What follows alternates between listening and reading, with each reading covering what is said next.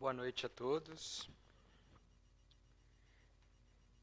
Que as nossas primeiras palavras sejam como de hábito, de agradecimento pela oportunidade de estar aqui na casa, num mês tão especial, né, de aniversário do CELD, e também um mês onde se realiza o encontro sobre Jesus, né, que vem bem a propósito mesmo, quando a gente começa a estudar a terceira parte do Livro dos Espíritos, o capítulo 1, que são as leis morais. E essa terceira parte, capítulo 1, tem quatro divisões. As duas primeiras são os caracteres da lei natural e a origem e conhecimento da lei natural. São essas duas primeiras que tratam as questões 614 a 628, que a gente vai conversar hoje com todos vocês. Então, na primeira questão, que é a 614, quando Kardec indaga aos espíritos o que se deve entender por lei natural, eles respondem algo que, a princípio, nos parece óbvio, né? A lei natural é a lei de Deus, a única verdadeira para a felicidade do homem. Indica-lhe o que deve fazer ou não fazer, e ele só é infeliz porque dela se afasta. Sim, isso é, se nós formos refletir, até certo ponto óbvio, né? Mas será que é óbvio mesmo? Quando nós formos buscar, assim, um comentário um pouco mais detalhado sobre essa questão, eu procurei dentro de um livro que é bastante interessante, que chama-se Filosofia Espírita. É um livro psicografado pelo espírito de autoria do espírito Miramês, e onde ele tece comentários sobre cada uma das questões do Livro dos Espíritos. Então ele se aprofunda um pouco mais em cada uma dessas questões. Sobre a 614, existem alguns apontamentos que ele chama a atenção que eu acho muito interessantes para a gente refletir. A primeira coisa que ele fala em relação a essa questão: o sofrimento da humanidade é, pois, o afastamento da lei de Deus. O homem a conhece mais pela intuição, dependendo dos seus sentimentos. Então, isso é muito importante. Por quê? Porque a lei de Deus é uma lei que está escrita na nossa própria consciência. A gente não vê, é lógico, o Evangelho ele veio a sistematizar essa lei, o Evangelho de Jesus, né? Que é o mais perfeito código de ética e de moral já escrito até hoje. Mas, se você for pensar em termos de leis, como são as leis humanas, realmente não existe nada escrito dizendo a lei de Deus é assim, assim assado. Por outro lado, a gente tem a intuição da lei de Deus em cada coisa que a gente faz. Por exemplo, até mesmo uma criança bem pequenininha, bem novinha, ela sabe quando ela está fazendo uma coisa errada. Eu costumo dizer que até mesmo um animalzinho costuma saber quando ele está fazendo algo que não é apropriado. Eu brinco, né? A minha cachorra sabe exatamente quando ela faz alguma coisa que não nos agrada. Destruir alguma coisa, mexer em algo no quintal, tanto que ela faz e já se afasta, nem vem para perto, porque sabe que vai ser chamada a atenção.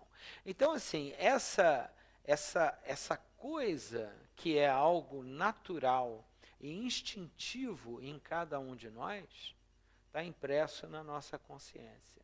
E todas as vezes que a gente se recusa a escutar a voz da nossa consciência, a gente acaba incorrendo em erro, e aí vem o sofrimento.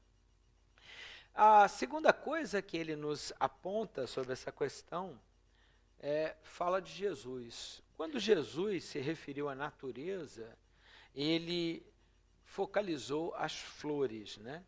E ele respondeu numa passagem do Evangelho de Mateus, né, no capítulo 6, versículo 29, Eu, contudo, vos afirmo que nem Salomão, em toda a sua glória, se vestiu como qualquer deles.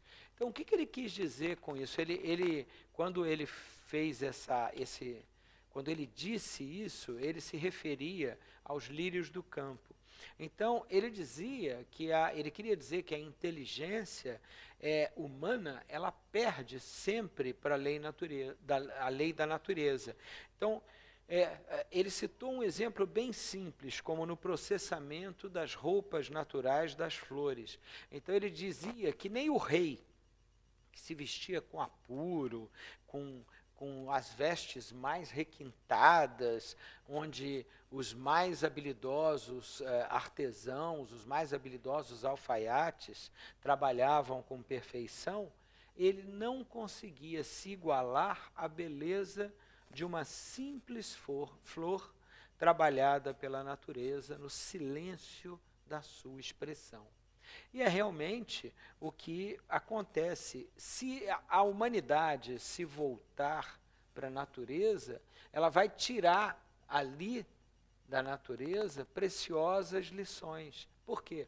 Porque a natureza sabe preparar a todos nós em todas as situações das nossas vidas. A gente sempre tem um exemplo valioso a aprender através da observação da natureza.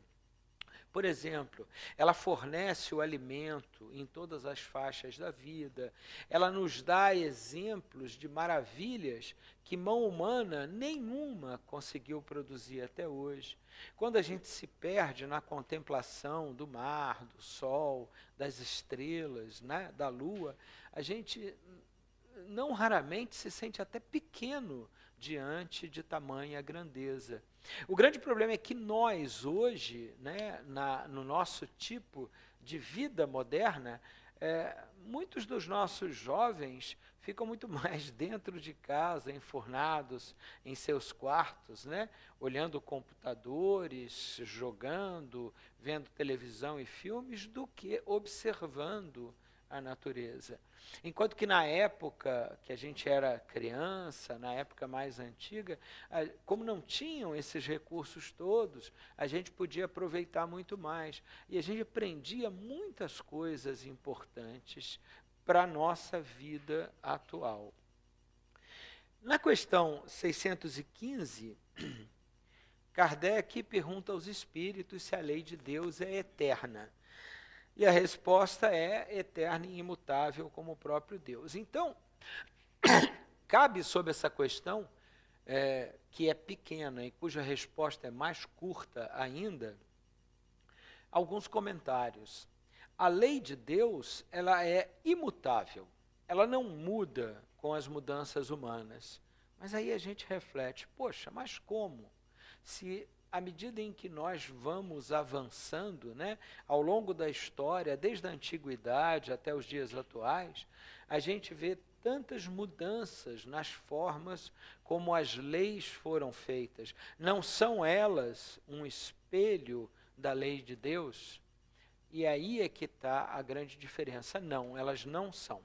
A lei de Deus é o nosso despertamento espiritual. Ela é imutável. Quando Deus nos criou, Ele nos criou para a perfeição. Só que para que nós atinjamos essa perfeição, a gente tem que despertar para as maravilhas da criação e do próprio Criador. Para que a gente tivesse uma certa facilidade em conseguir visualizar como fazer isso, Ele nos deu Jesus. E quando Jesus veio para cá, Jesus era o modelo. E por Jesus ser o modelo, Ele deixou os ensinamentos mais puros que nós tivemos. Mas as nossas leis, elas refletem a nossa condição do momento. Como vocês podem ver, a evolução de coisas simples, né? Antigamente, nós poderíamos andar tranquilamente nos veículos sem usar cinto de segurança.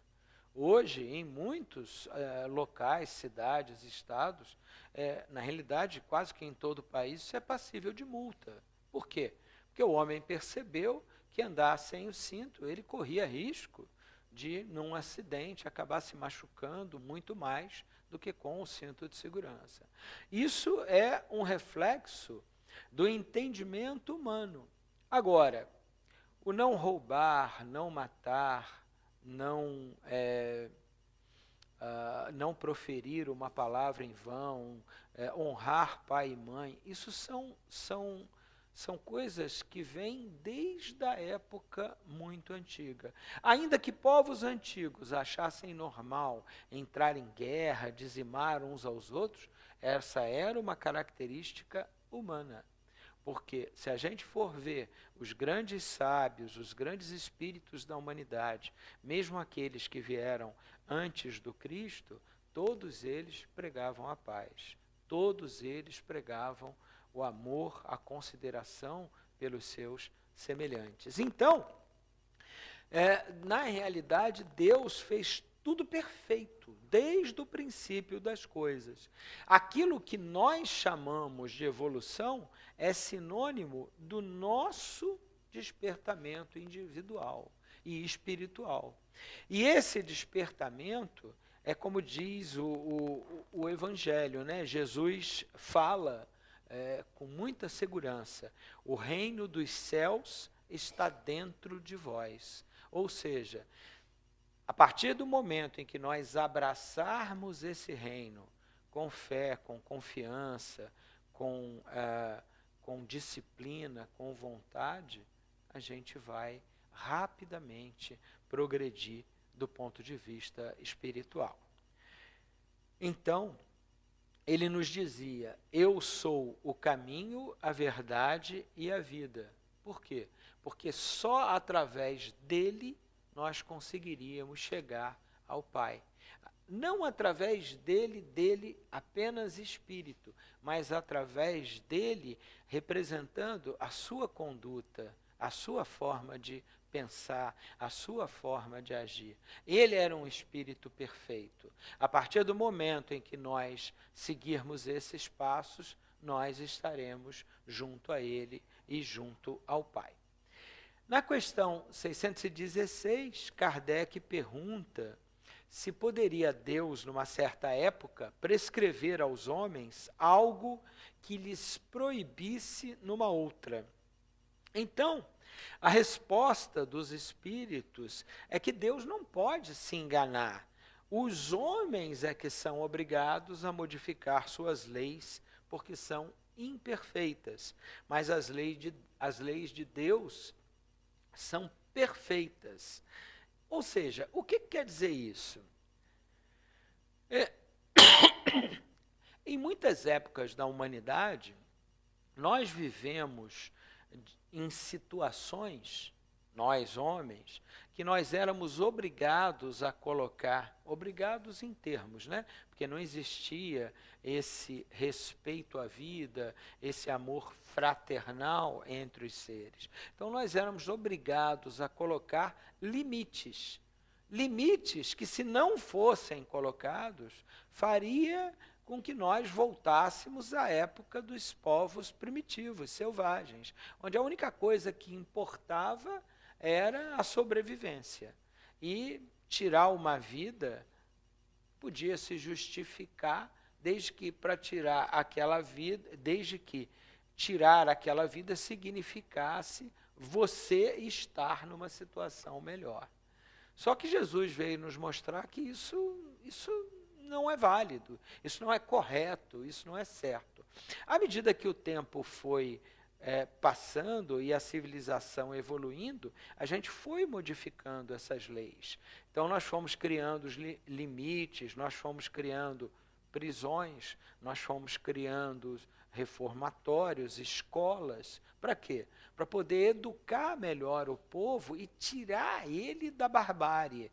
Então o que na realidade mudou não foram as leis divinas, foram as leis dos homens, foram as leis da nossa sociedade. Na realidade, foi a própria sociedade em si que foi se modificando. A lei de Deus, ela é imutável e eterna como o próprio Deus. Na questão 617, ele indaga aos espíritos qual a abrangência das leis divinas, se concernem a outra coisa que não apenas a conduta moral.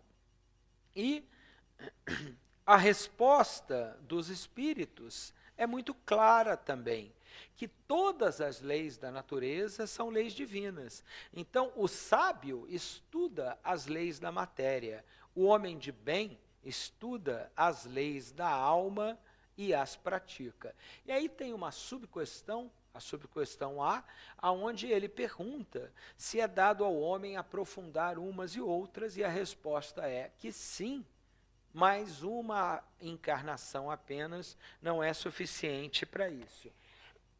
E aí, cabem alguns comentários para a gente entender melhor essa resposta dos espíritos. Então, existem dois tipos de leis, né? Ou melhor, as leis se dividem em dois aspectos. São as leis físicas e as leis morais. As leis físicas são as leis que regem a matéria. O nosso corpo, ele vai degenerar, ele vai voltar a virar pó um dia. Existem leis físicas que governam as marés, governam o tempo, governam uma série de fenômenos que ocorrem em diferentes partes do planeta. Enquanto que aqui nós temos um clima mais quente, mais úmido, lá no Polo Norte o clima é mais gelado, no Polo Sul também. A gente tem locais onde são mais propensos a furacões, tornados, tsunamis, etc., e outros que são menos. São leis físicas, leis naturais, leis de atração. As leis morais são as leis da alma, das quais o Evangelho, como eu já comentei, é o código mais perfeito. Então, nós podemos estudar essas duas leis, mas é muito difícil que em apenas uma vida nós consigamos compreendê-las de forma global ou de forma total. O homem de bem é aquele que alia o seu conhecimento das leis morais ao conhecimento intelectual.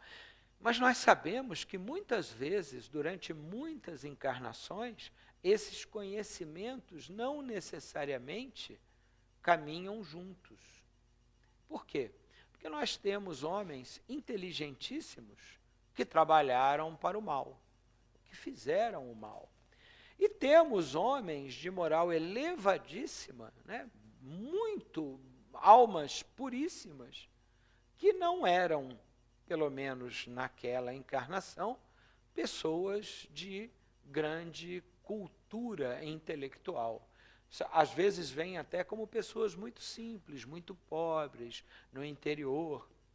Eu me lembro, há muitos anos atrás, muitos anos, meu sogro era vivo e a minha esposa é do interior do Espírito Santo, lá de Cachoeiro do Itapimirim, mas eles moravam assim num bairro que ficava bem perto mesmo da roça lá. E era interessante que na roça, naquela época, você tinha muito a coisa do benzedeiro, né, da benzedeira. Ah, vamos levar para benzer, vamos levar para rezar. Cachoeiro, como quase todo o Espírito Santo, é um estado eminentemente católico, né? E a cidade é predominantemente católica. E eu achava interessante porque umas 2 vezes eu acompanhei o meu sogro que ele levava para um senhor que fazia essas rezas, e esse senhor, ele morava numa casa, mas tão caída, ele vivia numa condição tão profunda de pobreza, e ele não aceitava um tostão por essas rezas que ele fazia. Não aceitava. A gente podia levar galinha, comida, meu sogro tinha um sítiozinho, levava, podia levar qualquer presente para ele, assim, mais dinheiro ele não aceitava, de forma nenhuma.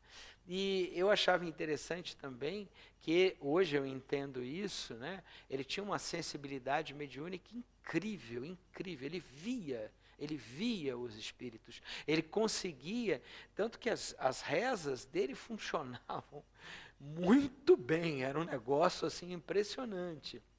Então, para você ver que muitas vezes a moralidade não acompanha em um determinado momento da sua vida a intelectualidade. O que é mais importante? A moralidade, sem sombra de dúvida.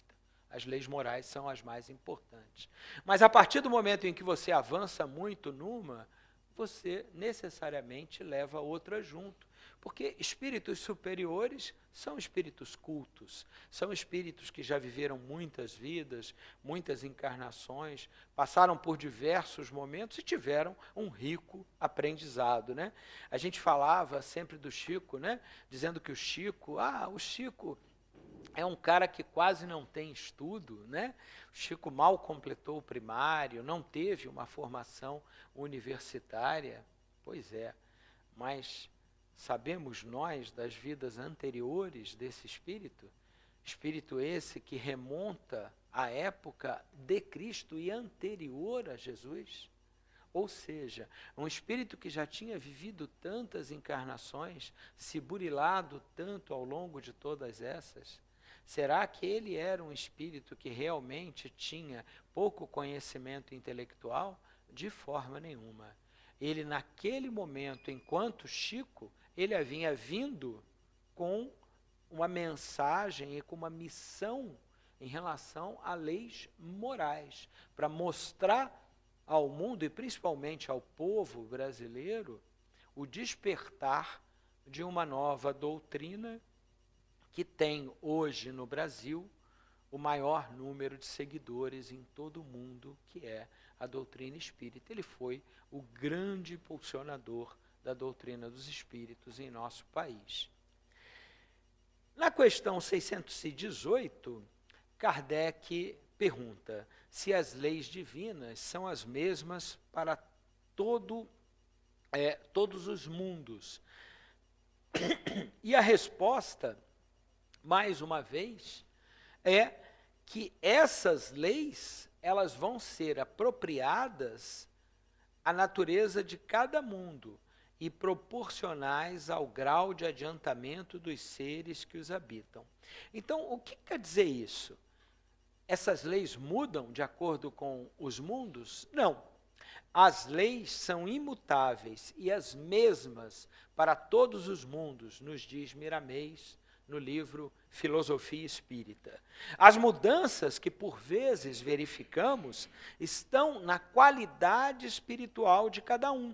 Por quê? Porque as leis vão se expressando com mais nitidez de acordo com a altura do seu crescimento espiritual. Ou seja, por que a lei não é a mesma para os animais, pássaros, enfim, todos os seres? Na realidade, elas são as mesmas, atingem a todos os lugares, mas cada um vai entendê-la de acordo com o modo como se opera o seu despertamento espiritual, das qualidades que todos temos.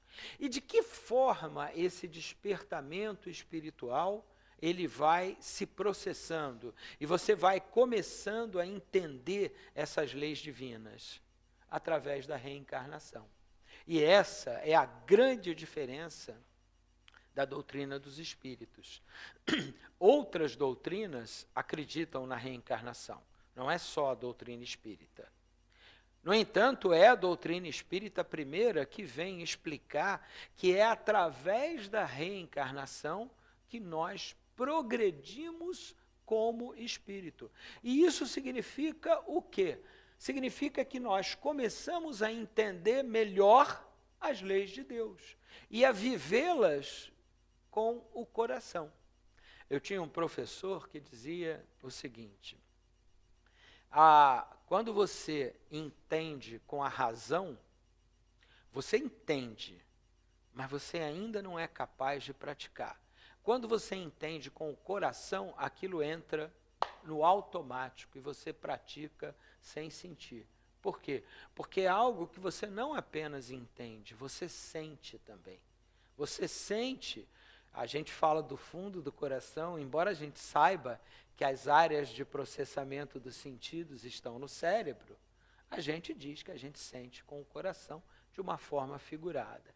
E é exatamente quando aquilo entra no, se a gente quiser falar em termos de sistema nervoso, no medular, vira um arco reflexo. Ou seja, nós sabemos, sem que ninguém precise nos orientar, que a gente não deve pegar nada de ninguém, se apropriar de nada que é do próximo. Ou seja, a gente não deve roubar.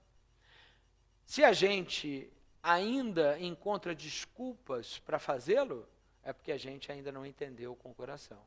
A gente ainda não conseguiu colocar aquela lei divina dentro de nós. A partir do momento em que a gente conseguir, acabou. Não precisa mais nada.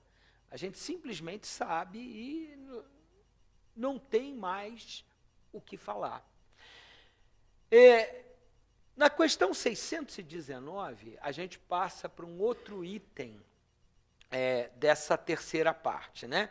Essas primeiras questões, essas 6 primeiras questões, eram sobre os caracteres da lei natural. Aí agora a gente passa por item 2, que é a origem e conhecimento da lei natural. A primeira questão é a 619, aonde Kardec indaga aos espíritos. Deus deu a todos os homens os meios de conhecer sua lei? E eles respondem, sim, todos podem conhecê-la, mas nem todos a compreendem. Os que melhor a compreendem são os homens de bem e os que querem investigá-las. Todavia, todos a compreenderão um dia, pois é preciso para que o progresso se efetue. Então, mais adiante, Kardec comenta que para isso é que são necessárias as diversas encarnações. A gente costuma brincar aqui em que encarnação nós estamos. Nós estamos na nossa melhor encarnação, sempre, enquanto no corpo. Por quê? Porque o espírito não regride. Ele pode estacionar durante um certo tempo, mas a tendência é sempre progredir. Pode progredir um pouquinho mais ou um pouquinho menos, de acordo com as suas escolhas, mas ele sempre progride. Significa, então, que um espírito que nessa encarnação se suicidou, ele progrediu? Sim, ele progrediu. Em algum aspecto ele progrediu. Sabem vocês se na outra encarnação ele não se suicidou, mas matou um monte de gente? O que seria muito pior. Então, sempre de uma certa forma, nós progredimos. E é exatamente isso que a reencarnação nos ensina, a compreender a lei de Deus. Esse é o meio que Deus nos dá para compreender as suas leis. É óbvio que isso é algo extremamente individual. Tem alguns que compreenderão mais rápido, tem alguns que compreenderão mais lentamente. Mas no final, como nós estamos diante da eternidade, né, o conceito de tempo passa a perder um pouco a importância, um dia nós todos vamos chegar no mesmo ponto. Na questão 620, uma pergunta muito interessante. Antes da sua união ao corpo, a alma compreende melhor a lei de Deus do que depois da sua encarnação? E Kardec recebe a seguinte resposta: e ela a compreende segundo o grau de perfeição a que chegou, e dela conserva a lembrança intuitiva depois da sua união ao corpo. Mas os maus instintos do homem fazem-na esquecê-la com frequência. Pois bem, antes da união com o corpo, a alma ela tem mais lucidez das leis naturais do que quando encarnada. Então ela saiu do corpo, desencarnou, foi para a erraticidade, voltou para o plano espiritual. Lá ela percebe com muita clareza o que ela fez de certo, o que ela fez de errado. Ela vai ter os seus guias, né? Espíritos superiores a ela, espíritos familiares que se importam com ela, que vão orientá-la, vão ampará-la, vão protegê-la, e ela, pouco a pouco, vai se dando conta dos seus erros. Aí, ela ajusta com os seus guias uma reencarnação, depois de algum tempo, que varia, 50 anos, 100, 150, varia muito. Fez essa programação, faz as suas escolhas e traça um projeto reencarnatório. Esse projeto é traçado em linhas gerais, mas não nos seus detalhes. Por quê? Porque ela tem que se aperfeiçoar sob diversos aspectos.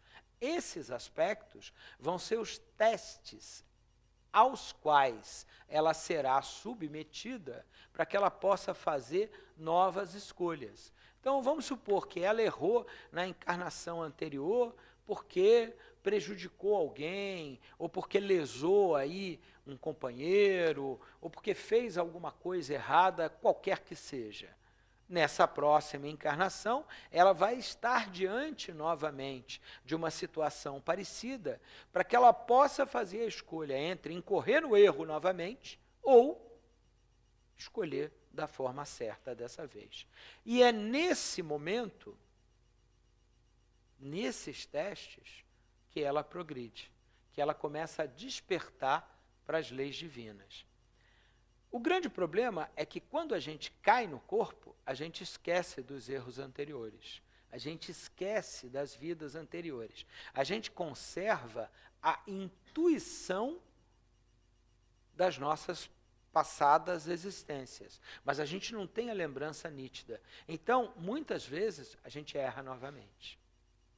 Por isso que é tão importante, quando a gente está diante de um impasse, a gente parar, fazer uma prece e pedir aos nossos guias, pedir a Jesus uma inspiração e escutar a voz da consciência, a voz do coração.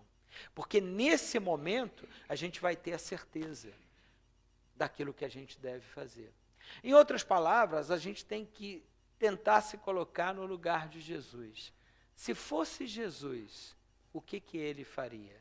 Ah, mas eu estou muito longe dele. Tá bom, você está muito longe, todos nós estamos muito longe dele, mas a gente não pode tentar fingir, tentar brincar, né? Vamos tentar simular que seria ele, o que ele faria? Será que ele tomaria essa atitude mais contundente, mais agressiva que eu estou pensando em tomar? Ou ele tentaria contemporizar, tentaria resolver de outra forma? É nesse momento que a gente vai ter a oportunidade de dar um salto e progredir. Na questão 621, uma mera continuação dessa pergunta anterior, onde está escrita a lei de Deus? A resposta são duas palavras: na consciência. E ela tem uma subquestão, que é a subquestão A: visto que o homem traz na sua consciência a lei de Deus, que necessidade havia de lhe ser ela revelada? Ele a tinha esquecido e desprezado. Deus quis que ela lhe fosse lembrada. Então, o que acontece aí? Apesar de nós sabermos instintivamente o que é certo, o que é errado, apesar de instintivamente nós conhecermos essas leis divinas, a gente sofre as tentações da matéria. Todos nós sofremos. E, de acordo com a nossa vontade, que segundo Leon Denis é uma das principais, se não a principal potência da alma, né, a vontade, a gente cai nessas tentações. Cai na tentação da sensualidade, na tentação do dinheiro fácil, cai na tentação das coisas fáceis, na tentação de ter as coisas materiais sem que seja preciso fazer muito esforço. Ou tirando de alguém, ou manipulando, enfim, de diversas maneiras nós podemos cair. Podemos cair na tentação da gula, a gente pode cair na tentação do lazer, das drogas, dos vícios. Então, são essas tentações que são colocadas diante de nós como provas para que nós possamos dar o nosso testemunho. E é por isso que as leis de Deus tinham que nos ser relembradas. E na época que a humanidade atravessava um período muito difícil, uma época muito antiga, muito anterior à nossa, a gente até pode brincar dizendo que acha que hoje nós estamos passando tempos difíceis, mas nada se compara ao que a gente via na antiguidade. Jesus veio para trazer o quê? Ele antes manda os profetas, que de formas incompletas vieram trazer uma mensagem sob as leis divinas, que ele veio completar. E ele veio para nos lembrar coisas básicas que nós havíamos esquecido. O respeito aos nossos semelhantes, a presença de um único Deus, o amor a Deus sobre todas as coisas, o amor ao próximo, aquelas coisas que hoje nós conhecemos como ética, né? Como códigos de moral cristã. Na questão 622, Kardec pergunta se Deus deu a certos homens a missão de revelar sua lei. E a resposta é sim, certamente, e em todos os tempos houve homens que receberam essa missão, são espíritos superiores que encarnam com o objetivo de fazer a humanidade progredir. Nós tivemos vários assim, né? Nós tivemos todos os profetas, a gente teve João Batista, né? A reencarnação de Elias, que veio na época de Jesus. A gente teve depois vários outros que sucederam ao Cristo, né? Como Francisco de Assis, como Joana d'Arc. A gente teve no Brasil também pessoas de alta elevação espiritual, né? Eurípides Barçanufo, que é motivo de um encontro, né, que todo ano nós temos aqui na casa. Bezerra de Menezes, né? Tivemos Chico Xavier, temos ainda Divaldo. Então, ou seja, qual a missão dessas pessoas? A missão dessas pessoas é dar um avanço, um salto no ambiente moral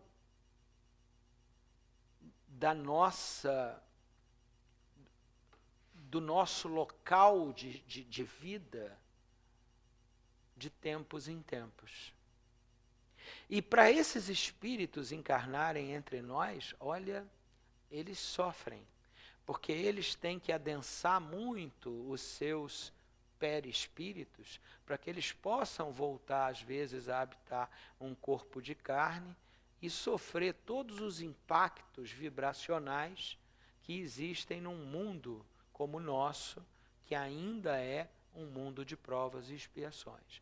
Imagina só espíritos com essa sensibilidade aqui. Mas eles vêm. E a gente sente que quando a gente tem contato com eles, é uma coisa incrível, né? Você sente a ambientação mudar, né? Eu tive um paciente que não acreditava em Deus, mas ele era primo da irmã Dulce.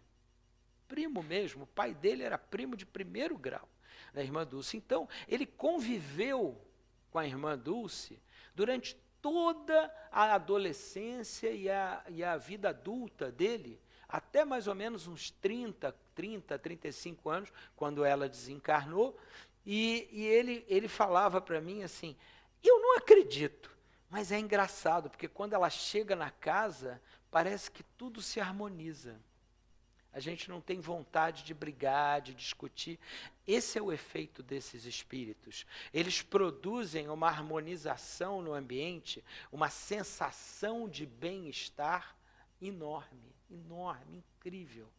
E eles vêm com essa função, nos despertar para algumas verdades. Tanto que, na maioria das vezes, eles vêm solteiros, eles não criam, né, uma família como nós estamos habituados. Por quê? Porque a missão deles é muito mais global. Ela não se restringe a um núcleo familiar, e sim a um conjunto muito maior. Na questão 624 e 625, também na 623, as três são questões que são bastante semelhantes, eles perguntam sobre esses homens, né? Qual é o caráter, a característica do verdadeiro profeta? Qual é o tipo mais perfeito que Deus ofereceu ao homem para servir de guia? Então, o verdadeiro profeta, os Espíritos respondem, é o homem de bem. Aquele homem de bem do Evangelho, inspirado por Deus, e a gente o reconhece não apenas pelas suas palavras, mas também pelas suas ações. E qual o tipo mais perfeito que Deus ofereceu ao homem para servir de guia e de modelo? Foi Jesus. Então a gente se lembra de um livro que eu recomendo a todos vocês lerem, chama-se A Grande Espera. A Grande Espera é um livro que trata da vida de Eurípides Barçanufo, quando ele tinha encarnado como Marcos. E é da época que Jesus era um adolescente. Após uma tragédia familiar, Marcos vai conviver, ele era um cara de casta nobre, ele vai conviver com os essênios, onde o Cristo passou um tempo. E na convivência com os essênios, ele tinha um mestre que se chamava Lisandro, que era um espírito, era uma pessoa já mais idoso e era muito evoluído, assim. As histórias que ele contava, os ensinamentos dele são incríveis. E nesse livro, eles estão esperando a vinda de Jesus, a vinda do Cristo, ainda como um adolescente, para se juntar ali ao povo essênio. E é muito interessante o livro, porque mostra toda a conversão desse espírito, que era o Marcos, né, aos ensinamentos, primeiro influenciado por Lisandro, ele já muito preocupado com as pessoas, ele tinha esse bom sentimento no coração, e depois, quando ele conhece Jesus, que na realidade o seu convívio é muito rápido com o Cristo, numa peregrinação, quer dizer, Jesus estava vindo, ele passa por aquela casa onde estava e ele se sente surpreso, porque o seu mestre, que devia ter pelo menos uns 40 anos, 50 anos a mais do que Jesus, se prostra de joelhos diante daquele adolescente, perguntando uma série de coisas que Jesus já respondia com aquela lucidez dos espíritos iluminados. E é muito bacana porque ele é realmente um dos primeiros grandes mártires do cristianismo, ele divulga aquilo que Jesus havia ensinado, ele acaba sendo preso e acaba sendo executado por conta daquelas suas convicções, e durante todos os momentos a sua fé é tão grande, tão grande, tão grande, que ele vê o Cristo como se Jesus se desdobrasse, né? E ainda que no corpo ele tivesse a capacidade de ir até ele e falar: fica tranquilo, meu filho, você em breve estará conosco, tenha coragem, tenha fé, siga em frente. O livro é lindíssimo, foi escrito pela Cora Novellino e é uma das encarnações de Eurípides. Então, Eurípides, quando veio para o Brasil, quando ele reencarna no Brasil, ele veio preparar a ambientação espiritual daquele local, daquela região em Minas Gerais, para receber o espírito de Chico Xavier, que tinha uma missão bem longa, tanto que Chico fica 92 anos entre nós, uma missão de mudança, uma mudança grande aqui no nosso país.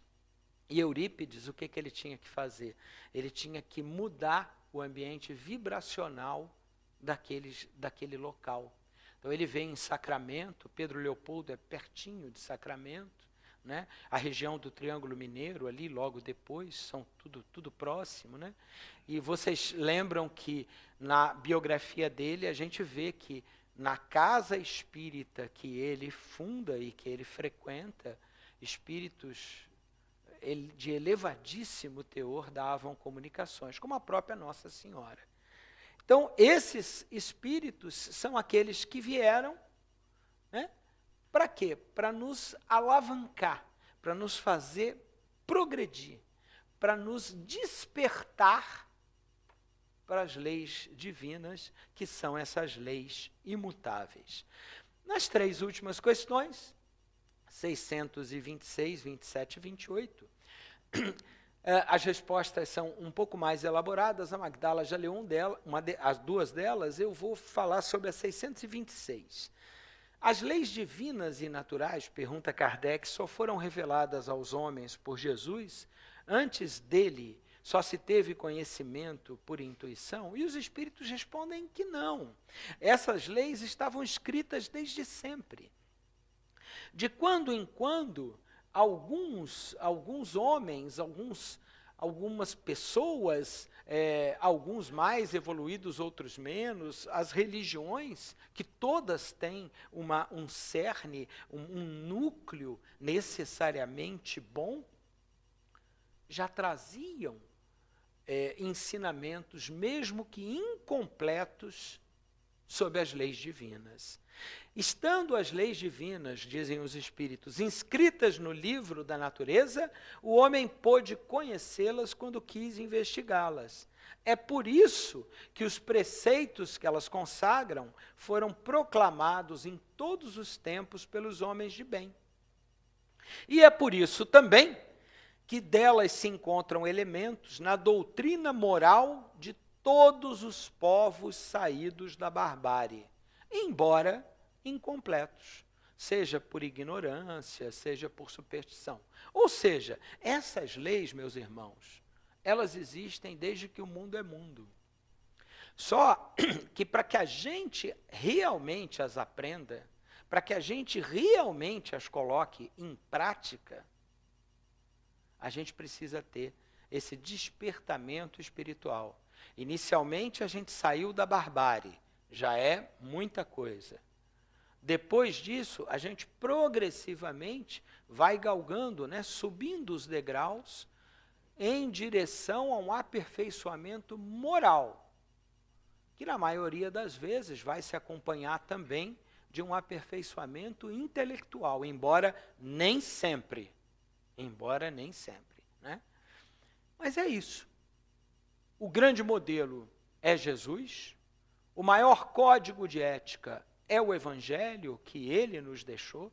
Agora, o trabalho é individual, é de cada um de nós.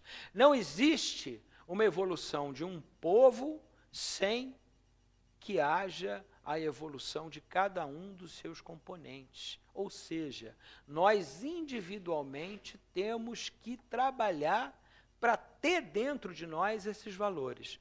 Eu cito para vocês como exemplo o povo japonês. Vamos colocar eles como exemplo sob um aspecto daquilo que se tem dentro de si como um valor. O povo japonês tem dentro deles alguns valores como disciplina, cooperação, solidariedade. Então, eles são destruídos por um tsunami. Em menos de 2 meses, eles reconstroem tudo. Por quê? Porque ali é natural esse espírito. Esse despertar desse aspecto já ocorreu dentro deles. O despertar moral é mais um desses aspectos que a gente tem que buscar, que evoluir. E, na realidade, ele é o mais importante. Sendo assim, que Jesus nos envolva a todos em vibrações de paz, de tranquilidade, de amor, e que nesse dia tão importante, onde a nossa casa atinge a sua maioridade, atinge os seus 18 aninhos, né? Parabéns para a nossa casa, que nós todos aí comemoremos com muita alegria no coração, mais essa conquista que todos nós aqui tivemos, né? Frequentadores que somos da casa de Leon Denis. Graças a Deus.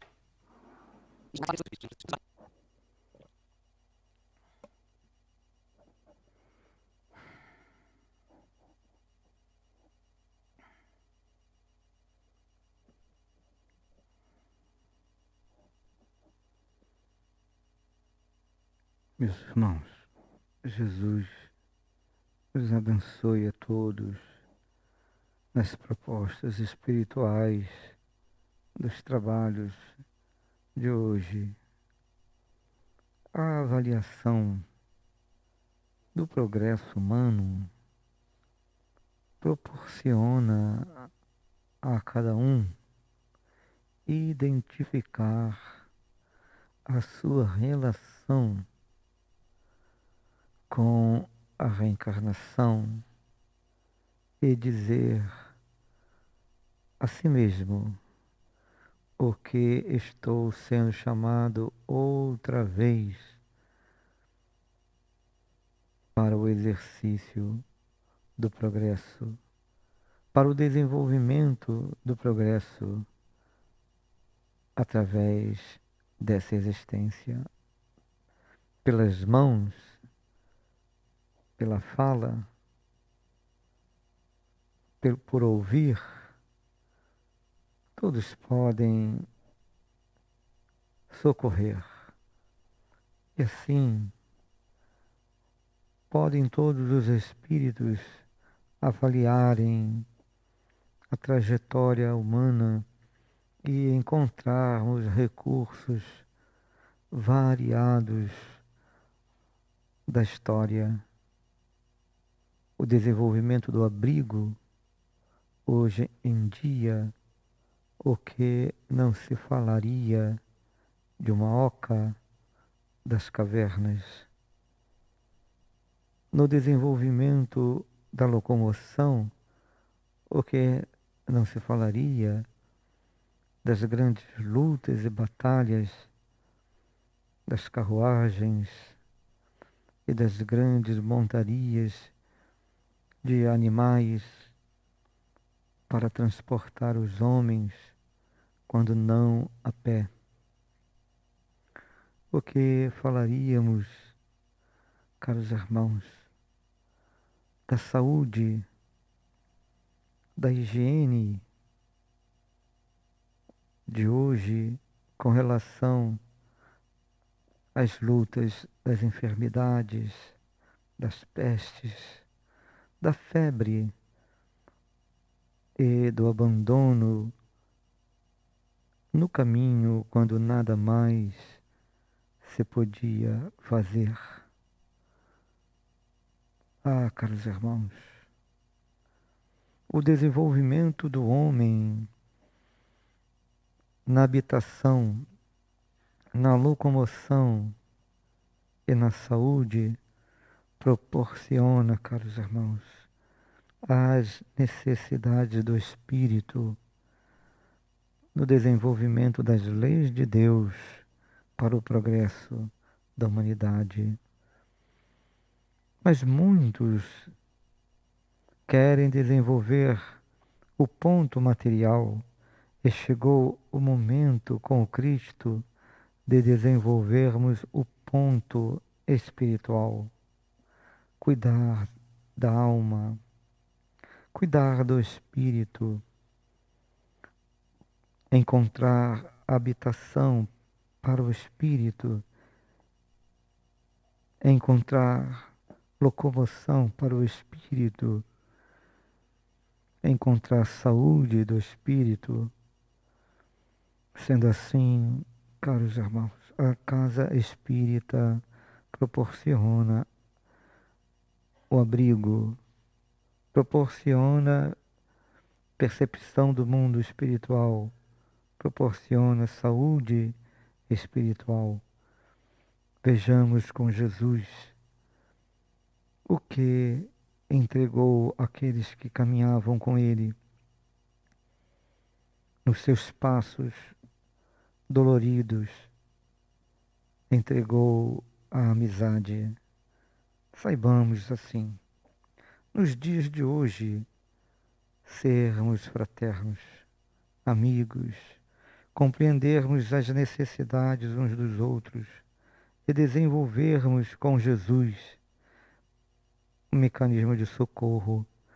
Pode ter o avanço da tecnologia, pode ter o avanço da ciência, o desenvolvimento das construções e no apagar das dores na saúde, mas se não cuidarmos do espírito, do ser consciente, o que faremos do entendimento das leis de Deus? Trabalhemos, irmãos, construindo hoje e sempre o mecanismo do amar ao próximo como a si mesmo. Aí se encontram todas as leis e os profetas. Que Jesus assim nos abençoe, que os espíritos amigos, protetores da instituição, que os seus guias e todos aqueles que trabalham possam socorrer, amparar, proteger por todo mais um período de trabalho desta instituição. Um abraço do vosso irmão altivo, com votos de muita paz, de felicidades por mais um ano de experiências na divulgação e na tarefa do bem na Casa Espírita, o Centro Espírita Leon Denis. Muita paz, meus irmãos. Muita paz.